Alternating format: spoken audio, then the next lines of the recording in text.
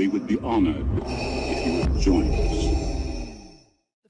Hello, this is Simon, and this is another Film Stories video. And in this one, I'm going to be delving into the weird moments that inspired some really, really big movies. I mean, ideas for movies come from everywhere, but let's just look at the first on this list that I've put together. The film Jerry Maguire goes back to 1997, written and directed by Cameron Crowe. Oscar-winning film, a success at the box office, but actually its roots to some degree go back to when 1990s comic book movie Dick Tracy stumbled at the box office. So Dick Tracy was a blockbuster movie that was a big deal for Disney. It was the first big comic book movie to come out after Batman in 1989 had made a truckload of money for Warner Brothers. Disney took one look at that and just said, I want a bit of that money, and so spent very, very big on not just the making of Dick Tracy, but also the promotion of it, with writer-director Warren Beatty, Madonna also very heavily in the midst of the promotion for the film. Now, the problem was that a lot of Disney resource went into the promotion of Dick Tracy, and Dick Tracy did all right at the box office. I think it's an interesting film. I think it's worth digging out.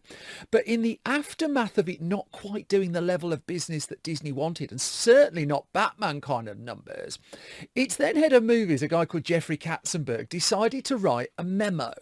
Now, this memo was kind of, it's legendary in Hollywood circles in 1991, and it looks at the industry that they're in, the movie industry, and looked at where it was going. And basically, it was an establishment, a manifesto really, of the state of our industry and what position they're in and how this was just kind of untenable.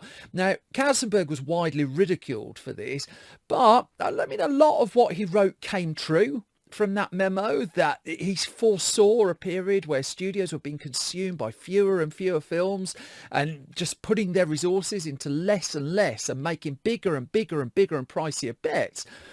One of the people who read the memo, though, who didn't quite scorn it in the same way, was Cameron Crowe, because he saw that, read it and thought, this is the starting point of a story I want to tell. And if you go back to the film Jerry Maguire, one of the things that the character Jerry, played by Tom Cruise, does really, really early in that movie is he sits down and writes that mission statement. That mission statement was directly influenced by Jeffrey Katzenberg's memo that he sent out to Disney in 1991. And Jeffrey Katzenberg's memo came about because Dick Tracy didn't do as much money as Disney wanted at the box office. Now, at the point I'm recording this video, filmmaker Gareth Edwards, I mean, he's in the aftermath of the middling success of a film I really like, The Creator, and he's off making the next Jurassic World film for release in the summer of 2025, which we're told might be called Jurassic City. Who knows? That's not been confirmed at this point. But Gareth Edwards came onto the scene with his 2010 debut feature, Monsters. Now, this was made for very little money in the scheme of things, about £250,000, and Edwards memorably did the visual effects for it on his home computer. This is pretty well known. And it was while he was promoting that film, he spoke to an old mate of mine, a guy called Ryan Lambie, and talked about where he got the inspiration to make Monsters in the first place. Now, he was on holiday with his girlfriend and they were watching fishermen at work. And Edward said, I remember saying it out loud, watch these fishermen. Imagine there was a creature on their boat. Watch how they behave. It would be totally realistic. And it was just like, yeah, actually, there's the germ of something there.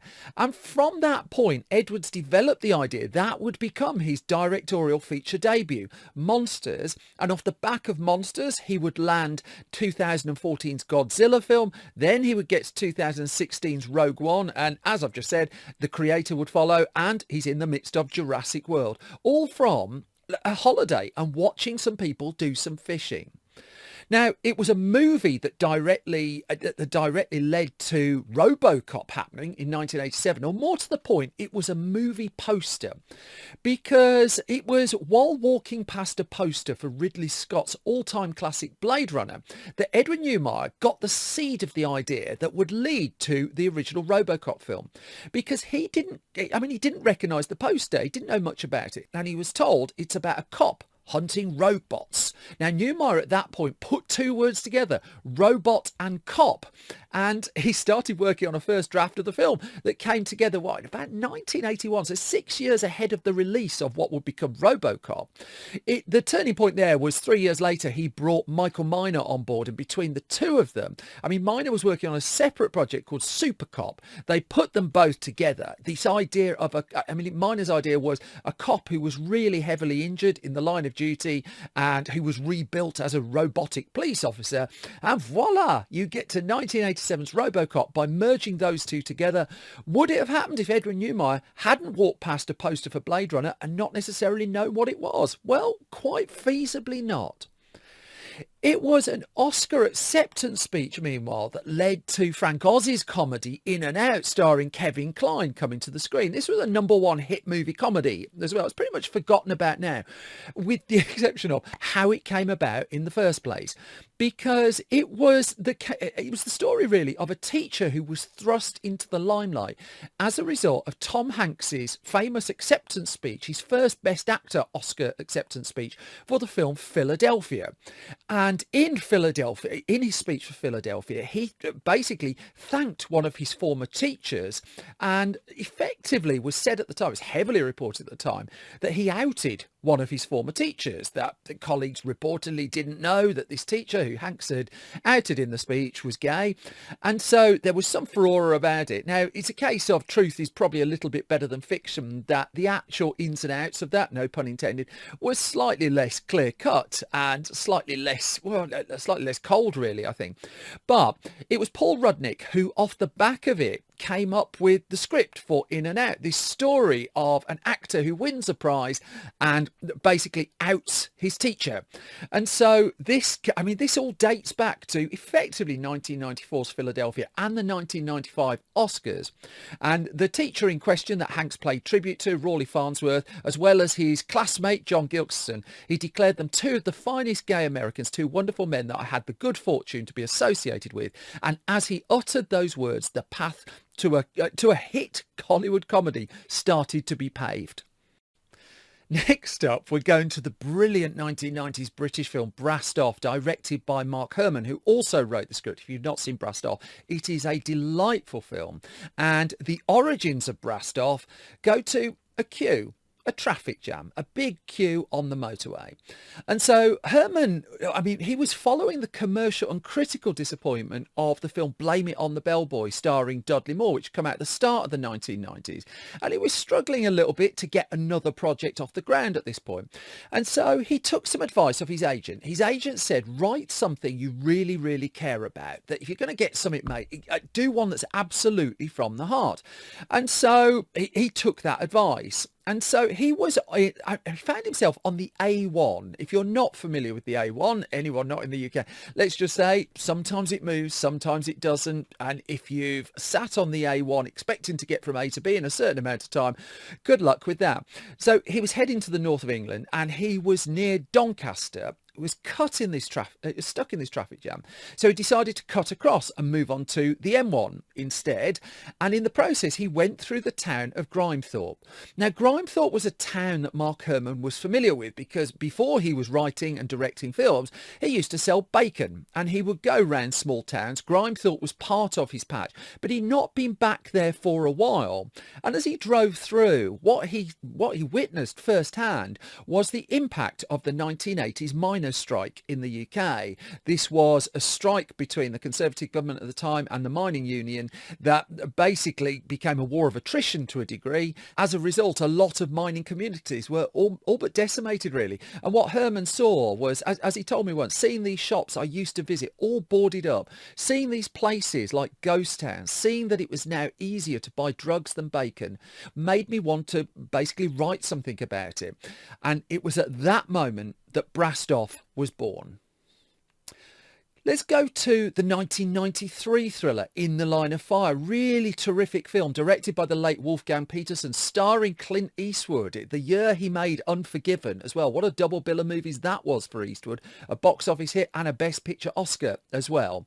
Now, producer Jeff Apple began working on what became In the Line of Fire in the 1980s, but he had the idea courtesy of something that happened to him when he was young. And so the inspiration for this film turned out to be meeting the Vice President of the United States when you were a child, and then many decades later decide to make a film about it, or a little bit inspired by it. So just imagine at this point now, someone here in the UK might have met Boris Johnson. In 30 years' time would be inspired to make a film about it. This is a politics-free channel. Just want to put that in your head where it will never, ever, ever manage to leave. Now, in the case of Jeff Apple, who he happened to meet was Lyndon B. Johnson. And what he was struck by was not just Johnson, but also how he was surrounded by all these Secret Service agents, all with their earpieces. And then he saw too a television replay of the assassination of President John F. Kennedy in 1963. And so he put the pieces together. He got this idea for a story around these Secret Service agents, just this cluster of people around the President of the United States. Saw a way to thread that to the assassination of Kennedy, and the idea really came together from there. It wasn't until 1991 when the film really got traction, when writer Jeff Maguire was hired to put a screenplay together. But after that, it came very, very quickly. But the seeds, a long, long time before we actually got to see the film. Oh, we ain't got a Oh, I was afraid you weren't going to drop by. We may be ragged and funny. You want to know something, Eddie? What? You hit like a girl. But we'll travel along, singing a song. Started the week by stealing the sports stuff and ended it by swiping the codex. Yeah, but what are your plans for the weekend? Hosting away the Coliseum? Can't we just go back to the kissing part? Side by side. Now, in 1991, Bruce Willis got his first screenwriting credit and only screenwriting credit for the film Hudson Hawk. Hudson Hawk, directed by Michael Lehman, starring Bruce Willis in the title role. It became really an infamous Hollywood box office flop. It didn't do well that summer, put it that way, particularly given that it was already being compared to Die Hard 2 the summer before, and it was expected it would be doing similar numbers to that. Spoiler, it didn't. But I really liked Hudson Hawk. I still really like Hudson Hawk. I went to see it the day it came out. I was just like, why does everyone hate this? But, you know, I appreciate different opinions are out there. The genesis of the film, though, in a weird way, goes to a gust of wind. That you have to go back to Bruce Willis working behind the bar at a club in New York where a musician by the name of Robert Kraft was performing some of his music with his group, and Willis and Kraft soon became friends, and Kraft had this song, The Hudson Hawk, which, I mean, it just got into Willis's head and would ultimately become the idea for the film, this cat burglar who sang songs as he went along.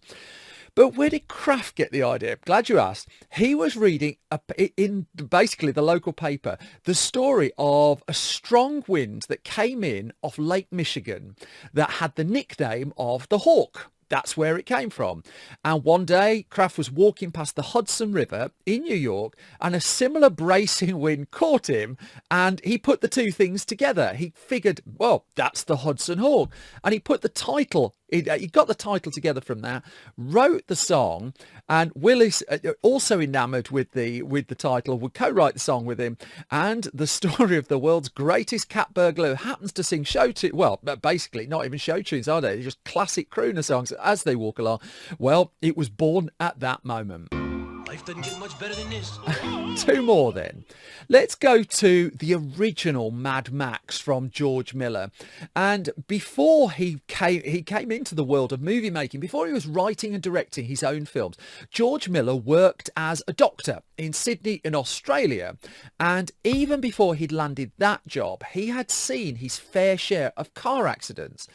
However, what he saw when he was a doctor was the impact of the accidents. Okay, looking at the crushed car, well, it's not, but looking at the crushed cars from the outside. But then when you see the patients and the human being that's been affected by that, sometimes fatally as well, he kind of, I mean, it just turned his head a little bit. And so he met a man called Byron Kennedy while working in the hospital, and the pair of them would turn up, they pull their talents really, for a short film by the name Violence in the Cinema Part 1. But it was that imagery, those two pieces of imagery that Miller had seen. First of all, the car accidents, and secondly, his time in the emergency room in Australia, that would fuel the first Mad Max movie, not least the fate of one or two of those characters. Now, in terms of Christmas movies, the Arnold Schwarzenegger headlined Jingle All the Way, directed by Brian Levant, didn't do great guns on its original release, but it's got its fair share of fans out there. And of course, it captures a much cherished Christmas tradition. The idea of parents hunting for the toy that their kid absolutely wants, yet that toy has gone out of fashion. In the 1990s, you used to have to get out the house to look for them and not just go around 54 websites hitting F5 repeatedly.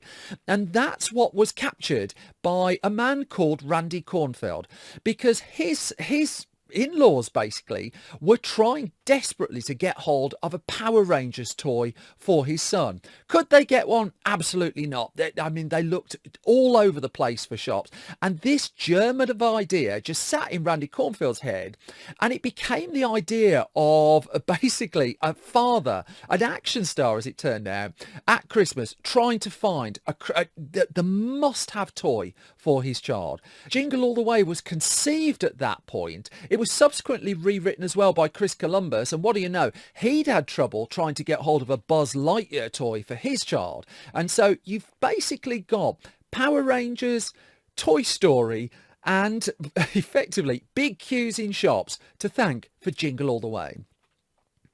Finally, just for this roundup, we've got putting purchase orders into alphabetical order. I mean, what a joyful task that is.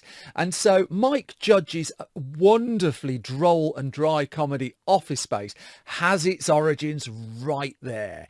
That this was the work that Mike Judge, who'd go on to create Beavis and Butthead, was doing before he broke into filmmaking. And in particular, there was a temp job that he did where he had to do exactly what I said. Put those purchase orders into alphabetical order. He described this job as, quote, soul-sucking torture, and he channeled that and an assortment of other temp jobs that it would be fair to say Mike Judge did not enjoy into a bunch of short films he made for Saturday Night Live in the early 1990s.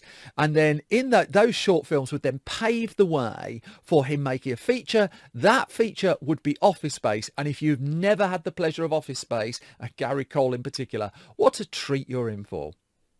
That's just 10 for you. I can do plenty more, but if you want more, just subscribe to the... God, I'm sounding so young for a change. Subscribe to the channel, like, do all the things you're supposed to do, leave nice comments and things like that. I'll be back soon with more film stories.